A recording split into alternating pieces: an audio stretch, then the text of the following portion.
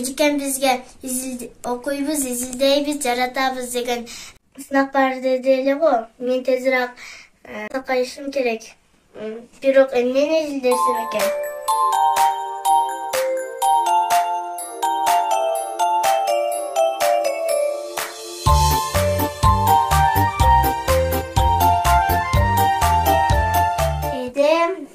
Дары бергенде сакаям, кээде бал бергенде сакаям.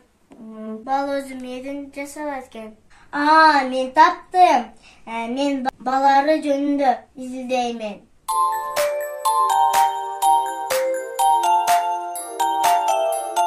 Формундагы даяр.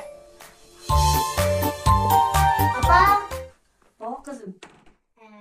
Эжекем мага окуйбуз, изилдейбиз, жаратабыз деген сынак бар деген эле. Мен да ал сынакка катышкым келе жатат. Макул кызым. Бул сынакка катышууңдун максаты эмне? Мен бул сынакка катышуумдун максаты балары адамга тийгизген таасири, ден соолукка тийгизген пайдасын, үй бүлөлүк кирешеге тийгизген таасири жөнүндө билгим келди. Макул кызым, максаттарың жакшы экен.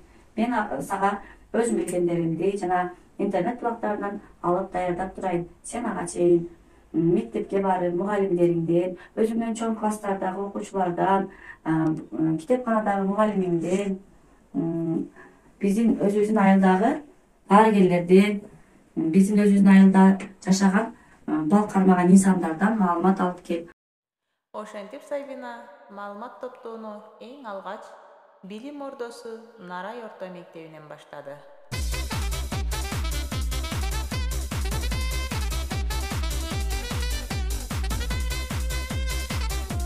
Саламатсызбы? Сиз дагы аралар жөнүндө мага маалымат берип коюңузчу. Мен сага араларында маалымат берейин.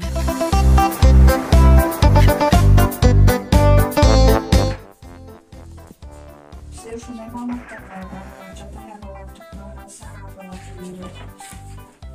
ошондой эле аралар чаңдаштыруусу жөнүндө, коркунучка гүлдөрдү кандай чаңдаштыруусу, аралардын чаңдаштыруусу жөнүндө.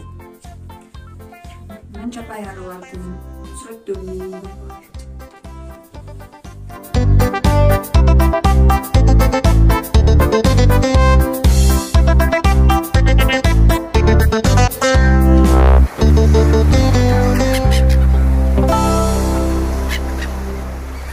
Сабина, мен сага маалымат бергенге апамды дагы кошо алып келдим. Анда мен сага маалыматын бере берейин. Менин атым Калбаева Сумая, 4-класстын окуучусумун. Аралар жараткан акулдардын түркүмүндөгү курт-кумурскага кирет. Денеси түктүү болот. Узундугу 1,5 мм 5 сантиметрге чейин. Көп жок болсо, адамдардын жашоосу 4 жылга жетип жетпей токтойт. Аралар 3 түргө бөлүнөт. Эне ары жана эркек ары жана жумушчу ары. Эми калган маалыматты апам берсин сага. Саламатсыздарбы? Бул арылар жөнүндө биз кызмыкыбыз бир канча маалыматтарды топтоп келдик. Ошо Сабина кызга дагы жардам берип, өзүбүздүн кичине билген маалыматтарыбызды айтып кетсек. Бул арылар эч жактан бери эле 55-60 миллион жыл мурун эле пайда болгон экен. Бул бал арылардын 30 миңден ашык түрлөрү бар. Бул арылар өтө эмгекчил жана сезүүчү болушат экен. Бир эле уячада 10 миңден 60 миңге чейин арылардын саны болот экен. Бул арылар бир эле уяны куруш үчүн көптөгөн жумушчулар биргеликте иш аткарышат экен. Бул азыркы учурда апитерапияда кеңири колдонуп келе жатышат. Бир канча чакырымда алыстыкка учуп барып да өз уячасын кайра таап келиши алышат экен. Анткени булар ошол гүлдүн мисалы бир гүлгө конуп, кайрадан ошондой гүлгө барып, ошол гүлдөрдү чаңдаштырышат экен. Анткени эгерде ошол гүлгө конуп башка гүлдөргө консо, анда башаламандык болуп, гүлдөр чаңдашпай калышы мүмкүн экен. Бул арылар Жер планетасында 90%-ны чаңдаштырат экен. Арыларды илгертен эле байыркы Египетте кеңири колдонушкан. Сумая менен апасы өз билгендерин Сабина менен бөлүшүштү жана Сумая Сабинага ийгилик каалап белегин тапшырды. Арымын баарына тиет жардамым, өзүм кичине болсом да аламга тиет жардамым. Гүлдөрдү мен сүйөмүн, гүлдөргө мен коонумун, ширесин ошоруп бал топтоп, адамдарга шифа болсун деп. мен сага ушул курчагымды сага белек кылып беремин. Чоң рахмат. Сабина андан ары маалымат алуу үчүн айылдагы медицина кызматкерине келди.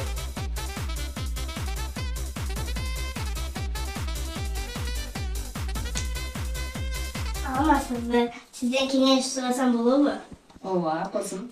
Мен ооруп калганда апам мага кээде дары берип, кээде бал берип сакайтат.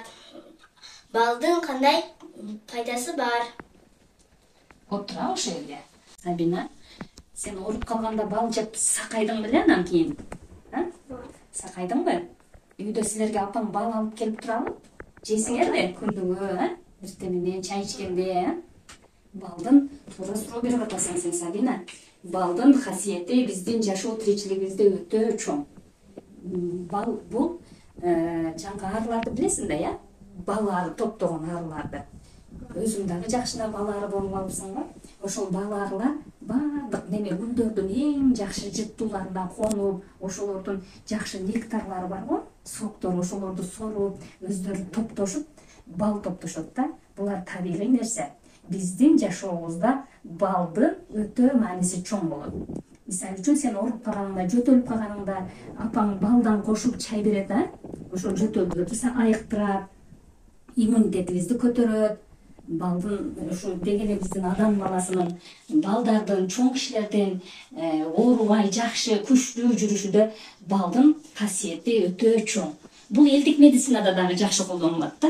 Биз ооруганга чейин ошону балды жеп турушубуз керек өзүчө, оорубаш үчүн.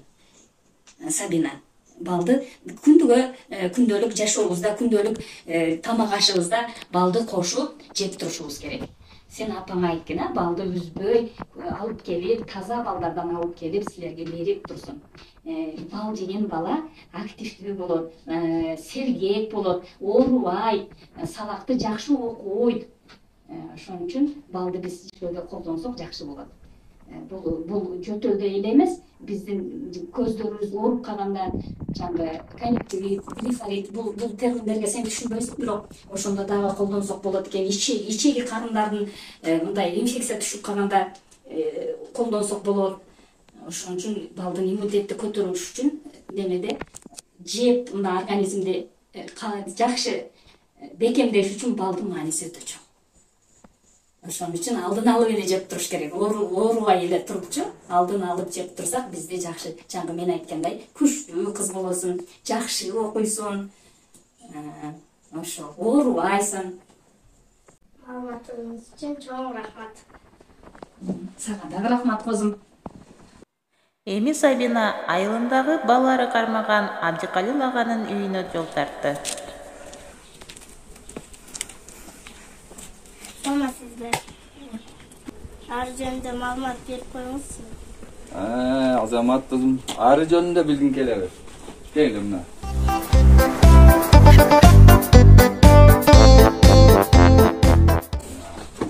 Жакыныраак көргүлө силерге. Ары деген ушундай нерсе мына.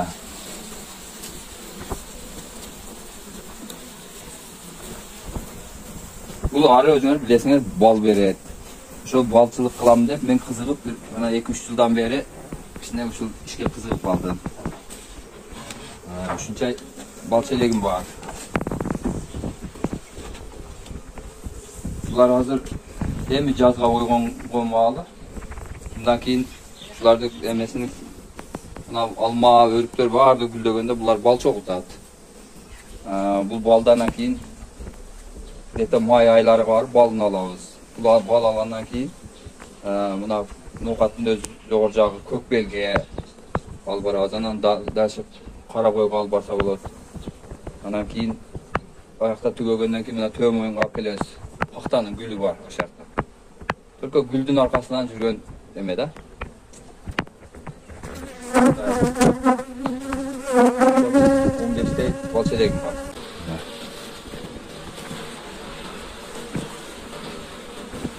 Булар анча-мынча чагып турат, адамдарды чаккан дагы зыян эмес. Дары болот ар бирибизге. Мына. Мындай бул эми мындан буяга көбөйөт дарлар. Кыштан чыкканда ушундай азыраак болот да. Ушинтип кызыгып жүрөм. Берген маалыматыңызга рахмат, чоң рахмат. Эчтеке эмес, келип тургула. Ушинтип силер дагы үйрөнөм десеңиз, келгиле, үйрөтүп дагы коем. Булар кызык кесип да бул. Кызыкса жакшы. Балын жейсиңер анан кийин. Молодец, майли. Жакшы баргыла. Сабина каржы маселесинде бал ары кармоонун кандай пайдасы бар экенин билүү үчүн математика мугалимине келди. Мага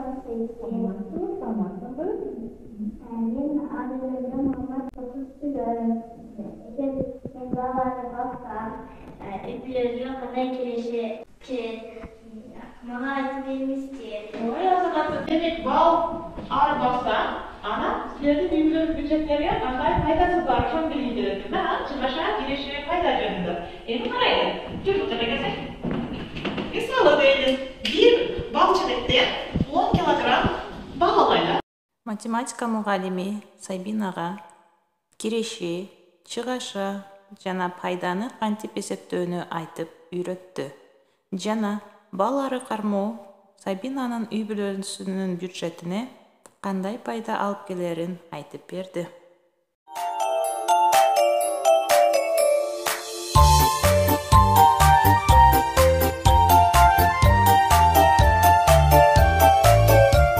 Sizlerden faydalar gelip çağırken. Azamatsın sen. En жақсы толқырды başlap, izildeni başlapsın.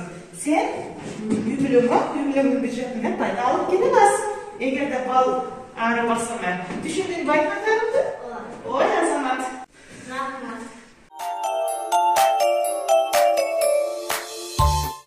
Сабина маалыматтарды топтогон соң үйүнө барып ата-энесин бал чилектерди коюуга жана бал ары багууга көндүрдү. Апа, мен маалыматтар алып келдим. Биз бул жерге бал челектер койсок болобу? Ооба кызым, биз бул жерге бал челектерди коебуз.